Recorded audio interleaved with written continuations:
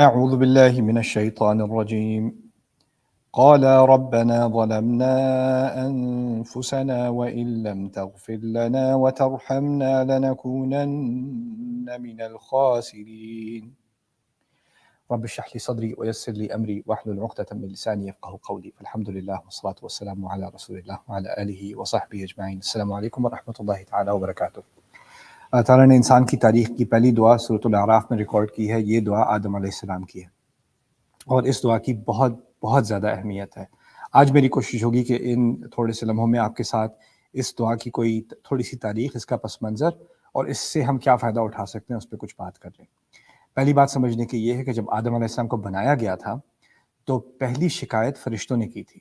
ان کو یہ بات سمجھ نہیں آ رہی کہ آدم علیہ السلام بنائے کیوں جا رہے ہیں. ان کے بنانے سے پہلے ہی انہوں نے اس بات کا اظہار کر دیا اور کہہ دیا تجعل فیہا من یفسد فیہا ویسفک الدماء، کہ آپ کیا اس زمین پر ایسی مخلوق ڈالیں گے جس میں فساد پھیلائے گا، جو یہاں پر خون بہائے گا. وَنَحْنُ نُسَبِّحُ بِحَمْدِكَ وَنُقَدِّسُ لَكَ، یعنی ان کو اس چیز کا پوٹینشیل نظر آ گیا کہ انسان کے اندر خرابیاں بہت ہیں، اس میں کرائم کا ایلیمنٹ ہے، اس میں فساد کا ایلیمنٹ ہے، اور وہ ایک دوسرے کی طرف وائلنس اور زیادتی کرے گا. اس کا انہوں نے اظہار اللہ تعالیٰ سے کر دیا. ٹھیک ہے، اس بات سے اس کی طرف بھی اشارہ ہو گیا کہ اللہ تعالیٰ نے انسان کے بنانے سے پہلے ہی فرشتوں کو آگاہ کر دیا تھا، سب کو بتا دیا تھا کہ انسان بنایا جانے والا ہے.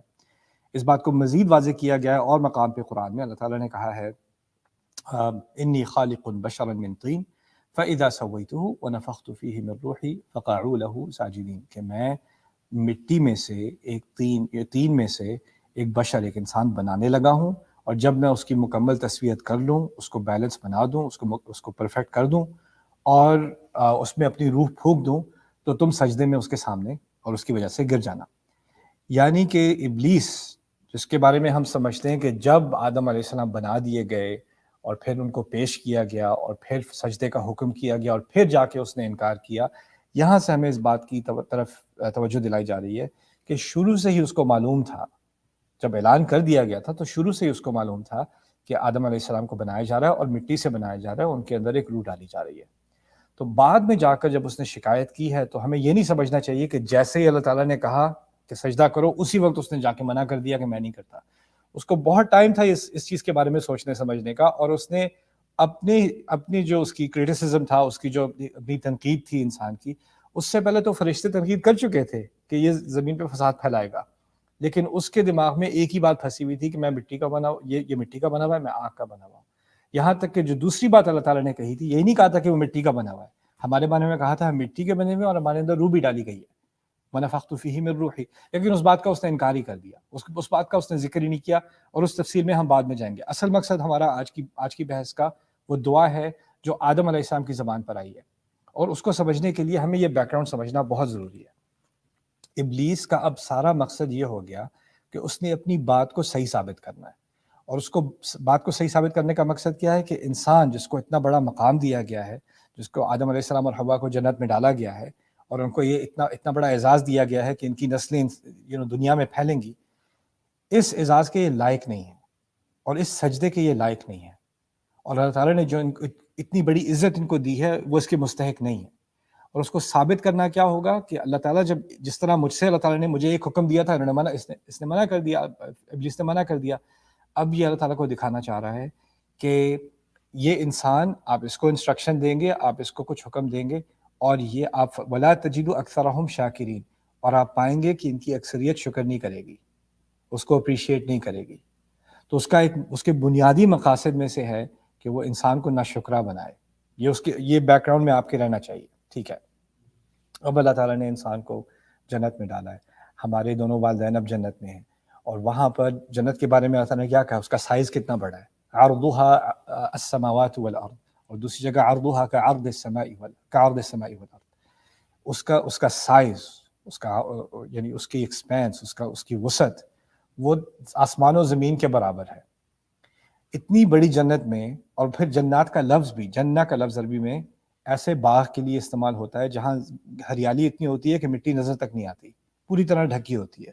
اسی کے اوریجن سے لفظ نکلا ہے جن کیونکہ وہ ہماری آنکھوں سے ڈھکا ہوتا ہے، نظر نہیں آتا. اسی سے نکلتا ہے جنین بچے کو کہتے ہیں کیونکہ وہ ماں کے پیٹ میں چھپا ہوا ہوتا ہے. تو اس جیم نون اور نون سے جو الفاظ عربی میں نکلتے ہیں ان کا چھپا ہونا اس میں معنی میں سے ہوتا ہے. تو جنت کا لفظ اس لیے استعمال ہوتا ہے کہ جو جنت اللہ تعالیٰ نے انسان کے لیے آخرت میں بنائی ہے اس میں ہر جگہ ہریالی ہے، ہر جگہ پھول ہیں، ہر جگہ درخت ہیں ایکسیٹرا.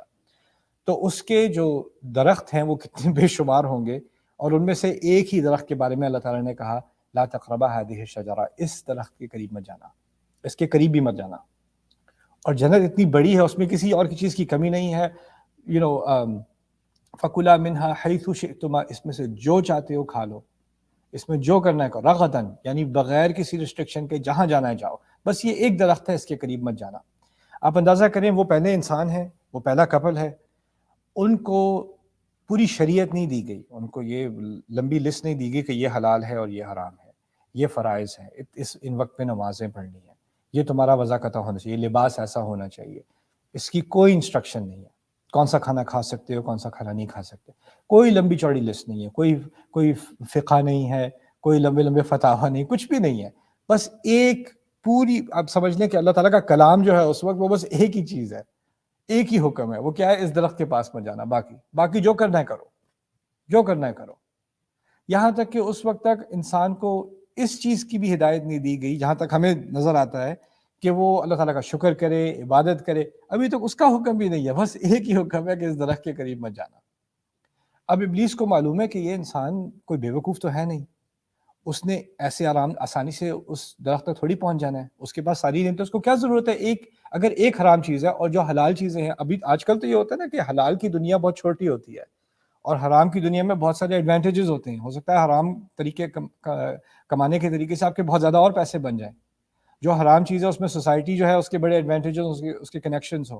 اگر جھوٹ بولنا ہو، جھوٹ سے ہو سکتا ہے کہ آپ کو ڈگری مل جائے، آپ کی پروموشن ہو جائے، یا آپ کا کیس حل ہو جائے.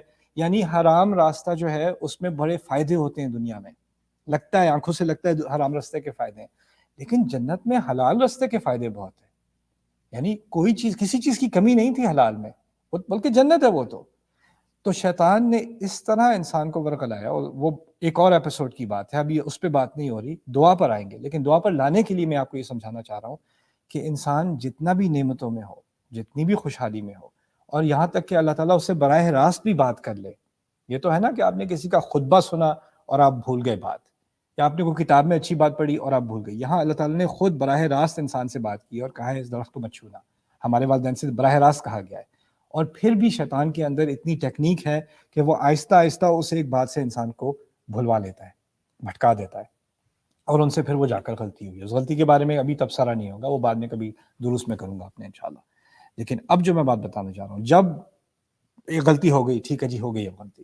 اس غلطی ہونے کے بعد اللہ تعالیٰ نے فوراً پکڑ کی. الم انہکما عن تلکما الشجرہ واقل لکما ان الشیطان لکما عدو مبین، سورۃ الاعراف میں ہے.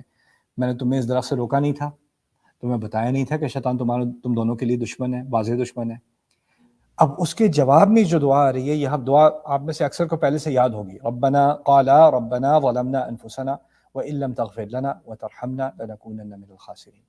یہ بہت عظیم دعا ہے، اس میں بہت ساری چیزیں سمجھنے کی ہیں، لیکن کچھ منٹوں میں آپ ایک دو چیزیں اس کے بارے میں سمجھنے بہت فائدہ ہوگا.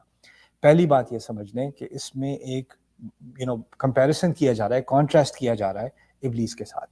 جب ابلیس کی پکڑ ہوئی تھی تو اس نے فوراً آگے سے جواب دیا تھا، حاضر جواب تھا وہ. اس نے کہا نا خیر منہ. آدم علیہ السلام بھی حاضر جواب ہو سکتے تھے. جب ان کی پکڑ ہوئی ہے تو وہ یہ بھی کہہ سکتے، کیونکہ یعنی سزا کے طور پر کیا کیا جا رہا ہے، ان کو زمین پہ بھیجا جا رہا ہے. لیکن زمین پہ بھیجے جانے کا حکم تو پہلے سے جاری ہو چکا ہے، یہاں تک کہ ابلیس کو بھی معلوم ہے، فرشتوں کو بھی معلوم ہے. تو وہ تو یہ بھی کہہ سکتے ہیں کہ یہ تو سارا پلان تھا آپ کا کہ میں درخت سے کھاؤں گا، اور پھر میری قدر میں تھا کہ میں دنیا میں جاؤں، تو آپ نے سارا سیٹ اپ کیا ہے، تو اس میں میری کیا غلطی ہے. یا دوسری طرف وہ یہ بھی کہہ سکتا تھا کہ یہ شیطان کی وجہ سے میں نے کیا، میری غلطی تھوڑی ہے، اس نے ورغلایا تھا، شیطان کے قبضے میں آ گیا، اس کی باتوں میں آ گیا. تو اس کے پاس بھی ایکسکیوزز تھیں بنانے والی نا. لیکن آدم علیہ السلام نے اور ہماری مدر حوا نے اس کے بارے میں کوئی اپنی طرف سے عذر پیش کرنے کی کوشش نہیں کی، کوئی ایکسکیوز نہیں بنائی. سیدھا کہہ دیا قالا ربنا ظلمنا انفسنا. دونوں نے کہہ دیا ہمارے رب، ہم نے اپنے نفس کے ساتھ، اپنے ہی ساتھ ہم نے ظلم کیا، ہم نے ہی یعنی اپنے غلطی کا اعتراف کیا. اس غلطی کے اعتراف کو سمجھنا بہت ضروری ہے، کیونکہ جب انسان غلطی کرتا ہے نا تو وہ شرمندہ ہوتا ہے. اور جب وہ شرمندہ ہوتا ہے تو جس کے ساتھ غلطی کی ہوتی ہے اس کا سامنا کرنا مشکل ہوتا ہے. اگر بچہ اسکول میں کلاس میں لیٹ آ رہا ہے نا تو نظریں چھپا کے جا کے بیٹھے گا. اگر آپ نے باس نے آپ کو کوئی انسٹرکشن دی تھی کہ آپ نے یہ پروجیکٹ فلانا ختم کرنا ہے اور آپ ختم نہ کر سکے، ٹائم پہ ختم نہ کر سکے، تو آپ وہ کال کرے گا تو آپ کال کرنے میں بزی ہو جائیں گے اٹھانے میں، کیونکہ جس کا سامنا جس کو ڈس اپوائنٹ کیا ہوتا ہے نا، جس نے آپ سے توقع رکھی تھی اور آپ نے اس توقع پر آپ پورے نہیں اترے، اس کو آپ اوائڈ کرنے کی کوشش کرتے ہیں. آدم علیہ السلام نے ہمیں اب ایک بہت عظیم درس دیا ہے، آدم نے اور ہماری مدر حوا نے. وہ کیا درس دیا ہے کہ جب آپ غلطی کریں گے تو اللہ تعالیٰ سے شرمندگی ہوگی، اور جب شرمندگی ہوگی تو انسان سمجھتا ہے کہ اب میں کس منہ سے اللہ سے بات کروں، دیکھو میں نے حرکت کیا کی ہے، اب میں کس منہ سے میں نماز پڑھوں گی، اس نماز کا کیا فائدہ ہوگا، ان دعاؤں کا کیا فائدہ ہوگا. ایک طرف میری حرکتیں دیکھو، میری غلطی دیکھو، دوسری طرف دیکھو کہ میں اللہ تعالیٰ سے میں درخواست کروں، میں میری حیثیت کیا رہ گئی اب. تو اور یہی چیز شیطان چاہتا ہے کہ جس طرح اس کے اندر اب امید نہیں ہے، وہ چاہتا ہے ہمارے اندر بھی امید نہ ہو. لیکن آدم علیہ السلام نے ایک بڑی عظیم مثال دی ہے ہمیں کہ انہوں نے فوراً کہہ دیا قال ربنا ظلمنا انفسنا. دوسرا ایک بائبل سے کانٹراسٹ ہے، ایک تو ابلیس سے کانٹراسٹ ہے، دوسرا بائبل سے کانٹراسٹ. بائبل میں جو قصہ اب بدل کر بیان کیا گیا ہے اس میں کیا ہوا ہے کہ غلطی اصل میں ابلیس نے سوچا کہ وہ حوا کو اپنے یعنی اسکیم کے اندر پھنسائے، ان کو کنونس کرنے کے بعد پھر حوا جا کے آدم کو پھنسائیں گی. تو اصل غلطی حوا کی ہے. قرآن نے ایسی بات نہیں کی. فَدَلَّاهُمَا بِغُرُورٍ، اس نے ان دونوں کو پھسلایا، ان دونوں نے کہا ہم دونوں نے غلطی کی. یعنی آپ ہوتا یہ ہے کہ جب غلطی ہوتی ہے نا کسی سے، اگر دو سے غلطی ہوئی ہو تو فوراً خیال آتا ہے نہیں اصل میں ٹھیک کرنے والا تھا، اس کی باتوں میں آ گیا، اس نے پتہ نہیں کیوں مجھے روکا نہیں. پھر دوسرا کہے گا اچھا میں نہیں روکا، تم نے تو بھی نہیں روکا نا. یعنی ایک دوسرے کو بلیم کرنا شروع کر دیتے ہیں جب پکڑ ہوتی ہے اکٹھے. جیسے اسکول میں ٹیچر ہوں تو اگر میری کلاس میں بچے اگر بات کر رہے ہوں گے تو میں روکوں گا کسی کو، میں سب کو سزا ملے گی، نہیں میں نے شروع نہیں کی تھی، اس نے شروع کی تھی، اس نے پہلے یہ کیا تھا. پھر وہ کہے گا تم نے پہلے یہ کیا تھا، اور وہ ایک دوسرے پہ اشارے کر کے ایک دوسرے کو بلیم کرنے کی کوشش کر رہے ہیں. فَدَّارَأْتُمْ فِيهَا، قرآن میں بھی اس چیز کا ذکر ہے کہ تم ایک دوسرے پر اشارے کرنے لگے. اس کو سائیکالوجی میں کہتے ہیں ڈیفیوژن آف رسپانسبلٹی، یعنی انسان اپنی ذمہ داری لینے کے بجائے باقی ہر جگہ پر وہ کہے کہ نہیں یہ اس کی غلطی اس لیے مجھ سے غلطی ہوئی، میری تھوڑی تھی. لیکن ان دونوں نے اکٹھے غلطی کا اعتراف کر کے کلیکٹیولی کہا ربنا ظلمنا انفسنا، ہم دونوں سے غلطی ہوئی ہے، ہمارے رب ہم دونوں نے اپنے نفس سے غلطی کی ہے. ذمہ داری لی ہے انہوں نے، اور یہ ذمہ داری لینا بھی بہت بڑا لیسن ہے. کیونکہ انسان جو ہے وہ اللہ تعالیٰ کہتے ہیں بل الانسان علی نفسہ بصیرہ ولو القی معاذیرہ، یعنی انسان کو اپنے اوپر بہت پوری نظر ہے، بصیرت سے نظر ہے اس کو اپنے اوپر، اپنی حرکات کے اوپر، اپنی سوچ کے اوپر. جتنی بھی آگے سے وہ جو ہے بہانے بناتا رہے، جتنی بھی ایکسپلینیشنز دیتا رہے، اس کو پتہ ہے وہ اصل میں کیا کر رہا ہے. لیکن میرے نزدیک اس آیت میں اور اس دعا میں جو سب سے بڑا درس ہے جس سے مجھے فائدہ ہوا ہے وہ یہ ہے کہ آپ اندازہ نہیں کر سکتے کہ انسان کو کتنا بڑا مقام دیا گیا، کتنا زبردست اعزاز دیا گیا، اور کتنی آسان سی جو ہے وہ توقع رکھی گئی. کوئی بڑا بوجھ نہیں ڈالا انسان کے اوپر، آدم علیہ السلام کے اوپر اور حوا کے اوپر، اور انہوں نے اتنی چھوٹے سے بوجھ کو وہ نہ اٹھا سکے، اور نہ اٹھانے کے بعد ان کو زمین پہ لایا گیا، یعنی ایک اتنے اونچے مقام سے اتنا نیچے لایا گیا. اور اتنا نیچے لائے جانے کے بعد انسان ڈپریس ہو جاتا ہے نا، میں کہاں تھا، میں کہاں پہنچ گیا، کہاں میں کس مقام پر تھا اور میں کتنا گر گیا. اللہ تعالیٰ نے انسانیت کے شروع سے ہی ہمیں دکھا دیا دو مخلوق کا گرنا. ایک ابلیس گرا ہے اپنے مقام سے، اور ایک آدم علیہ السلام اور حوا گرے ہیں اپنے مقام سے. لیکن جو انسان کا گرنا ہے اور ابلیس کا گرنا ہے اس میں فرق کیا ہے؟ اللہ تعالیٰ نے انسان کو ایک آفر دی ہے اور اس نے وہ آفر قبول کیا. وہ کیا ہے؟ فَتَلَقَّى آدَمُ مِن رَبِّهِ كَلِمَاتٍ فَتَابَ عَلَيْهِ، کہ اللہ تعالیٰ نے انسان کو، آدم کو اپنے الفاظ سے ملاقات کروا دی، اپنے الفاظ کچھ دے دیے اور ان کے ذریعے اس کی توبہ قبول کر لی. یہ وہ الفاظ ہیں. یعنی اللہ تعالیٰ نے ہمیں سکھایا تم کتنی بھی بڑی غلطی کر لو، کتنی بھی بڑی تم سے بھول ہو گئی ہے، لوگ تمہارے بارے میں کہیں گے تمہیں کوئی معاف نہیں اللہ تمہیں کبھی معاف نہیں کرے گا، تم تو جہنم میں جاؤ گے ہی جاؤ گے، تم نے جو کیا ہے وہ کبھی معاف نہیں ہو سکتا. یعنی لوگ تیار ہو جائیں گے آپ کی زندگی میں آپ کو جہنم بھیجنے میں، جیسے ان کو کہیں سے ڈائریکٹ فیکس آئی ہے، کوئی ای میل آئی ہے کہ ان کے پاس گارنٹی ہے کہ اللہ کیا معاف کرے گا اور کیا معاف نہیں کرے گا. لیکن اللہ تعالیٰ نے آدم علیہ السلام کے قصے کے ذریعے ہمیں کیا سکھا دیا کہ جو لوگ آدم علیہ السلام کی طرح ہوں گے وہ ابلیس کے راستے پہ نہیں جا رہے، وہ آدم کے راستے پہ جا رہے ہیں۔ غلطی تو ہونی ہی ہے، کلو بنی آدم خطا، آدم علیہ السلام کی تمام مخلوق غلطیاں کرنے والی ہے۔ خطا کہتے ہیں صیغۃ المبالغہ یدل علی التکرار، تدل علی التکرار، ایسا لفظ جس میں بار بار ہوتی ہے چیز۔ خطا غلطی کرنا، پھر غلطی کرنا، پھر غلطی کرنا، پھر غلطی کرنا، اس کو خطا کہتے ہیں۔ اور پھر خیل الخطائین التوابون، حدیث میں آتا ہے کہ جو غلطی کرنے والے ہیں، بار بار کرنے والے، ان میں سے بہترین کون ہے؟ جو بار بار توبہ بھی کر لیتے ہیں۔ یعنی غلطی ہوگی انسان سے، لیکن وہ سنسیئرلی اللہ تعالیٰ کے پاس جائے، پہلے اعتراف کرے کہ غلطی واقعی مجھ سے ہوئی ہے۔ وہ انوائرمنٹ کو بلیم نہ کرے، سوسائٹی کو بلیم نہ کرے، حکومت کو بلیم نہ کرے، والدین کو بلیم نہ کرے، کسی اور ویدر کو بلیم نہ کرے، موسم کو بلیم نہ کرے۔ یعنی اگر آپ نے کسی پہ الزام لگانا ہے تو آپ دنیا جہاں میں کائنات پہ الزام لگا سکتے ہیں کہ اس کی وجہ سے ہوا ہے، میری وجہ سے تھوڑی، لیکن پہلے خود ذمہ داری لے، ربنا ظلمنا انفسنا۔ پھر دوسری بات کہ ٹھیک ہے آپ نے مان لی، آپ نے اپنی غلطی مان لی، آپ نے مان لیا جو غلطی آپ نے کی ہے وہ آپ نے خدا کے خلاف جرم نہیں کیا، خدا کا آپ نقصان نہیں کر سکتے، آپ نے کسی اور کے خلاف جرم نہیں کیا، آپ نے اصل میں جو جرم کیا، جو میں نے جرم کیا وہ میں نے اپنے خلاف کیا، زیادتی میں نے اپنے ساتھ کی ہے، اپنے آپ کو میں نے نیچے گرایا ہے۔ ربنا ظلمنا انفسنا وَإِن لَّمْ تَغْفِرْ لَنَا وَتَرْحَمْنَا، اور اگر آپ نے ہمارے اوپر ہمیں معاف نہ کیا، تغفر لنا کی آسان زبان میں ترجمہ جو کریں گے وہ ہمیں معاف نہ کیا۔ غفر عربی میں اصل میں کہتے ہیں کسی چیز کو ڈھکنے کو، اسی لیے مغفر عربی میں ہیلمٹ کے لیے آتا ہے، جو سر کو ڈھکتا تھا نا پرانے زمانے میں، جو جنگجو ہوتے تھے وہ پہنتے تھے اپنے سر پہ، وہ مغفر پہنتے تھے۔ تو یہ اور چادر کے لیے بھی ایک لفظ مغفر کا استعمال ہوتا تھا۔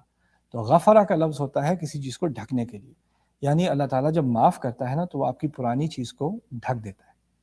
اور اس میں بھی ایک فلسفہ ہے کہ جو چیز خدا نے ڈھک دی، یعنی آپ نے معافی مانگ لی، اللہ نے ڈھک دی، اس کا مطلب ہے آپ کو بار بار اس چیز کا ذکر کرنے کی ضرورت نہیں ہے، آپ کو بار بار اپنے آپ کو پیٹنے کی ضرورت نہیں، مجھ سے وہ غلطی ہو گئی، نہیں، آپ نے دل سے آپ نے استغفار مانگ دی، اب آپ آگے کی سوچیں، پیچھے نہ جائیں۔ انسان سے کیا ہوتا ہے، غلطی ہوتی ہے، وہ استغفار کرتا ہے، پھر وہ سوچتا ہے اللہ نے معاف کیا ہوگا کہ نہیں کیا ہوگا، اللہ نے سنی ہوگی کہ نہیں ہوگی۔ اور اس سیریز میں آگے ایک دعا آ رہی ہے جو اس سوال کا جواب دے گی کہ اگر ہم سمجھیں کہ ٹھیک ہے میں نے استغفار تو کی تھی، لیکن معلوم پتہ نہیں اللہ نے مانی وہ میری استغفار کہ نہیں مانی، کیا وہ یعنی وہ قابل قبول تھی کہ نہیں تھی، اس کا جواب بھی انشاءاللہ موسیٰ علیہ السلام کی ایک دعا آ رہی ہے اس سیریز میں، اس میں ملے گا۔ لیکن فی الحال یہ بات سمجھ لیں کہ ہم نے اللہ تعالیٰ سے مانگا کہ اگر آپ نے یہ گناہ ہمارا کور نہیں کیا، لم تغفر لنا وترحمنا، اور آپ نے ہم پر رحمت نہیں کی، اور رحمت کا لفظ کیونکہ عربی میں بھی ہے اردو میں بھی ہے تو ہم سمجھتے ہیں، لیکن رحمت کی جو عربی کی جو اصل ہے اس کے بارے میں ایک چیز 1 منٹ میں آپ سمجھ لیں، وہ کیا ہے، رحم اصل میں کہتے ہیں ماں کی کوکھ کو، اور اس میں کیا ہوتا ہے کہ ماں کو اپنے بچے سے شدید محبت ہے، اور وہ ہر طرح سے اپنے بچے کی حفاظت کر رہی ہے، اس کا خیال کر رہی ہے، اس کا اٹھنا بیٹھنا سونا، اس کا کھانا پینا سب ماں کے پیٹ کے اندر اس کا انتظام ہوا ہوا ہے، اس کو رحم کہا جاتا ہے۔ اسی سے رحمہ کا لفظ ہے کہ ہم اللہ تعالیٰ کی جو ہمیں وہ سنبھالے ہوئے ہے، ہماری دیکھ بھال کر رہا ہے، اس کی لپیٹ میں ہیں ہم، اور وہ سب کچھ ہماری محبت میں کر رہا ہے۔ اللہ تعالیٰ کے بارے میں یہ الفاظ آدم علیہ السلام کے منہ سے جو نکلے ہیں کہ نہ صرف ہم معافی مانگ رہے ہیں، لیکن ہم اللہ تعالیٰ سے بھیک مانگ رہے ہیں کہ آپ جو رحمت ہمیشہ سے کرتے رہیں وہ کرتے ہی چلے جائیں، ہمیں اس سے ڈسکوالیفائی نہ کریں۔ وَإِن لَّمْ تَغْفِرْ لَنَا وَتَرْحَمْنَا، اگر یہ نہ ہوا لَنَكُونَنَّ مِنَ الْخَاسِرِينَ، پھر تو ہم بے شک ہو کے ہی رہیں گے جو خسارے والے ہیں، جو نقصان والے ہیں ان میں سے، یعنی ہم نقصان پانے والوں میں سے ہوں گے۔ اس کے بارے میں اب آخری بات یہ سمجھ لیں، وہ یہ ہے کہ انسان دنیا میں کوئی بھی کامیابی حاصل کر سکتا ہے، آپ کو پروموشن مل سکتی ہے، مجھے جاب مل سکتی ہے، مجھے ڈگری مل سکتی ہے، میری بزنس چل سکتا ہے، آگے بڑھ سکتا ہے، پیسے آ سکتے ہیں، لوگوں کے اوپینین میں میری عزت بن سکتی ہے، آج کل ہو سکتا ہے سوشل میڈیا میں آپ کی بہت زیادہ فالوئنگ ہو گئی ہے، آپ کی ریپوٹیشن بن گئی، آپ سیلیبریٹی بن گئے، مختلف قسم کے سٹینڈرڈ ہوتے ہیں کامیابی کے نا۔ لیکن اس دعا میں اللہ تعالیٰ نے مسلمان کی زندگی میں ایک فلسفہ دکھا دیا، آپ کو کوئی بھی کامیاب سمجھ لے، اگر آپ نے استغفار نہیں کی ہوئی، اپنی غلطی نہیں مانی ہوئی اللہ تعالیٰ کے سامنے، اور اللہ تعالیٰ کی رحمت سے آپ محروم ہو گئے کیونکہ آپ نے غلطی نہیں مانگی، تو آپ جتنا بھی اپنے آپ کو کامیاب سمجھ لیں، آپ خسارے میں، آپ کے دل کے اندر ایک نقصان ہے، اگر آپ اس کو اپنے آپ سے واقف ہوں گے تو آپ کو اندر ہی اندر فیل ہوگا کہ واقعی سے میں نے استغفار نہیں کی، میں نے اپنی غلطی کا اعتراف نہیں کیا، اور وہی انسان خسارے میں ہے۔ باقی باہر کی ساری نعمتیں ہو نہ ہو، وہ نعمت نہ ہو تو انسان کی کامیابی کسی کام کی نہیں ہے۔ ہمیں اللہ تعالیٰ واقعی خسران سے، خسارے سے، نقصان سے بچانے والا بنائے، اور ہمیں اس دعا کو دل سے کرنے کی توفیق دے۔ ربنا ظلمنا انفسنا وان لم تغفر لنا وترحمنا لنكونن من الخاسرین۔ بارک اللہ لی ولکم۔ السلام علیکم ورحمۃ اللہ وبرکاتہ۔